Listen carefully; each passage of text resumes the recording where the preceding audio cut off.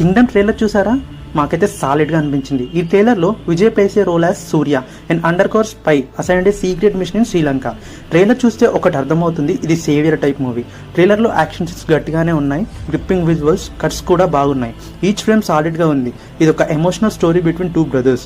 ప్రతి షాట్ గట్టిగా ఉంది, డైలాగ్స్ చాలా బాగున్నాయి. సత్యదేవ్ అండ్ విజయ్ మధ్య ఎమోషనల్ సీన్స్ కూడా గట్టిగా వర్కౌట్ అయ్యాయి. గౌతమ్ తిన్ననూరి గారు ఎమోషన్స్ బాగా హ్యాండిల్ చేస్తారు, అది మనకు తెలిసిందే. జెర్సీ మూవీ చూసాం కాబట్టి. Vijay body style, looks, slang అన్ని next level.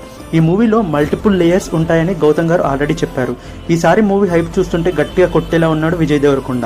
After 8 years Vijay Deverakonda reinvented himself. Trailer చూస్తే విజయ్ దేవరకొండ కంబ్యాక్ లా అనిపిస్తుంది. ఆఫ్టర్ ఎ లాంగ్ టైం విజయ్ గారు రొటీన్ గా కాకుండా చాలా కొత్తగా కనిపిస్తున్నారు ఈ మూవీలో. పర్ఫార్మెన్స్ కూడా చాలా ఫ్రెష్ గా ఉంది. విజయ్కి చాలా పొటెన్షియల్ ఉన్న క్యారెక్టర్ ప్లే చేస్తున్నాడు అనిపిస్తుంది. యాక్షన్ కూడా గట్టిగా ఉంటుందని అనిపిస్తుంది మూవీలో. హీరోయిన్ భాగ్యశ్రీ చాలా క్యూట్గా ఉంది మూవీలో. అనిరుద్ బీజం కూడా గట్టిగానే ఉంది, మనకు తెలిసిందే. నాగవంశీ గారు ప్రొడక్షన్ వాల్యూస్ గట్టిగా మెయింటైన్ చేశారు అండ్ సినిమా మీద చాలా హోప్స్ అండ్ కాన్ఫిడెంట్గా ఉన్నారు.